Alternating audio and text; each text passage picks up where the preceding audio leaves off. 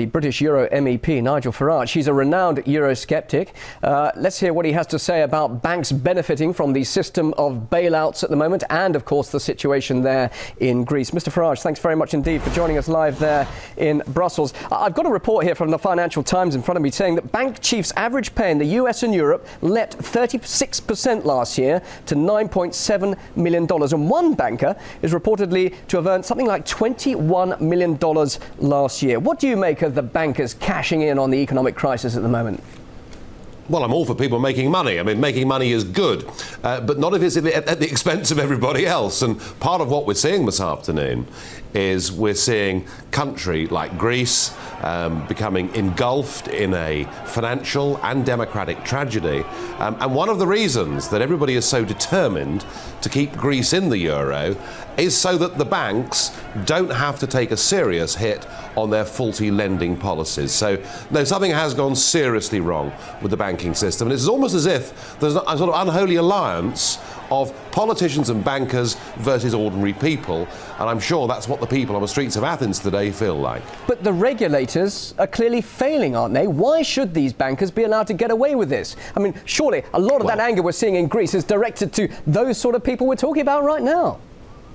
Well, look, from Alan Greenspan through the United Kingdom and most of Western Europe, in the late 1990s, we tore up much of the banking regulation that we'd had for the previous 70 years, and traditional lending ratios went out of the window. When the whole thing went belly up in 2008, the response from the European Union and from other governments was we had to do whatever was necessary to prop up these banks and to keep them in business. And we're now beginning, I think, to pay the price for that. Don't think the banking crisis is over. I suspect that it's hardly begun. And in many cases, it might have been better to do what Iceland did and to say, look, these banks go bust, these people lose their jobs, these people lose their money. That's unfortunate, but that's life. And I suspect we're going to regret keeping the banks afloat and imprisoning countries like Greece inside a currency union to which they're just not suited. You are an MEP, you're there in Brussels. Many people will be saying to you, look, it's your responsibility, you've got to protect the people's rights here. Why aren't you reading the Riot Act to these bankers? Well, I'm afraid that this is not just the bankers, you know, because it's the politicians in the first place that change the rules for the bankers, and it's the politicians that are propping up the bankers. And I have been trying with President Van Rompuy, with President Barroso, with all the people that lead the EU, I have been trying now for 4 years. In question after question and speech after speech, I've been saying to them, what is Plan B? Isn't it time we admitted that Greece, Portugal, Ireland are not suited to the Eurozone? Isn't it better that they come out, they get their own currencies back, they have a devaluation, and then, of course, some of the banks have to take a hit. But they won't hear of it here, because as far as they're concerned in Brussels, the euro, the economic and monetary union, is a political project. They see it as a stepping stone to the United States of Europe, and they're not prepared to admit they've got it horribly wrong. And for that, frankly, they couldn't care less if tens of millions of people across Europe lose their jobs. That doesn't matter to the European Commission, provided they can maintain the euro and keep propping up the banks. But if they and that's where we are. Sorry to interrupt. If they carry on living in what you're probably describing as a fantasy land, surely reality will eventually hit, and will we possibly see a collapse of the Eurozone, the euro itself? And presumably that's what you yourself want to see, isn't it? Well, look, I don't think the euro's a good idea, but I also do not want to see violence on the streets and people getting hurt, and I don't want to see the euro break up in a disorderly manner. But frankly, if they go on saying there is no plan B, if they go on trying to keep these countries trapped inside the euro, then I'm afraid we are headed for a very sticky end indeed.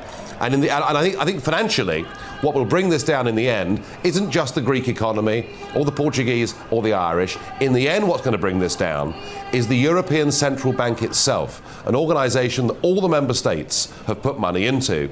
And the point at which Greece defaults, and it's coming, it could come within the next couple of weeks in my opinion, the point at which Greece defaults, you will see the European Central Bank itself effectively will be bust, because they've used all this money buying up effectively their own bad debt.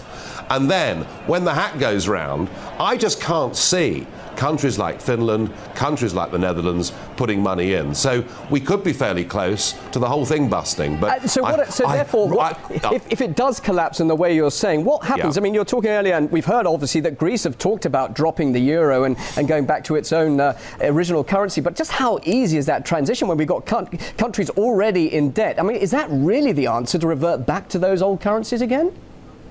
Well, the Greek Prime Minister, who's just resigned, Mr. Papandreou, said there is no alternative to the austerity package and staying in the euro. This sort of sadomonetarism that he's trying to impose upon the Greek people without the benefits of devaluation. There is always an alternative. And whilst I accept that a Greek default and a return to the drachma would mean a very big, substantial devaluation for Greece, and it would mean many of these banks taking serious hits, and it would question the viability of the European Central Bank itself. It is better sometimes in life to face up to the fact that you've done something that is wrong, that is fundamentally out of kilter, that the Greek and German economies can never be together in an economic and monetary union, and I do not think that we should put another 110 billion euros into bailing out Greece a year after we did it the last time round. All we're doing is pouring good money after bad. It's time to face up to reality and take the hit. Why are you concerned? You're a British MEP there. Britain isn't in the Eurozone. It's not really your problem, is it?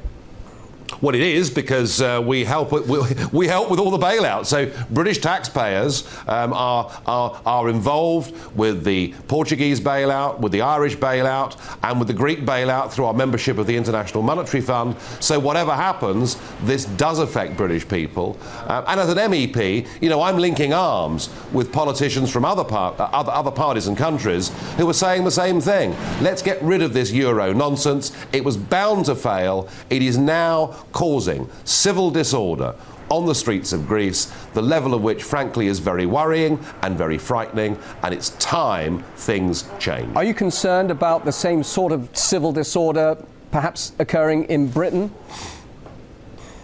Well, I think this. I think if you rob people of their democratic rights, if you take away from them their ability to determine their future by who they vote for and who becomes their prime minister, and frankly that's happened in Greece. It doesn't matter whether Papandreou or somebody else is the PM, all the while they're trapped in the euro and taking orders from the European Commission as to what they must tax and what they must spend.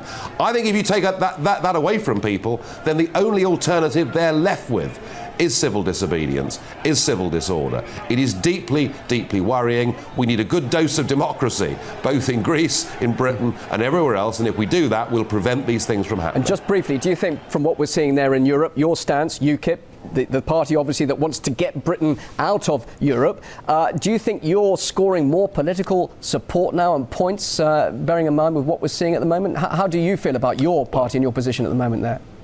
Well, can I draw a parallel?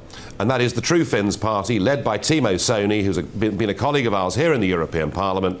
They, in the recent Finnish general election, went from 4% at the previous election to 19% in the recent election. They were only 1.5 points away from winning the Finnish general election on a ticket of no bailouts. Let's get out of the euro. Let's get our democracy back. Let's take back control of our lives. And I think for UKIP, for the True Finns, for the Freedom Party in Holland, for many of these political parties, you are about to see substantial change. Nigel Farage, good to talk to you.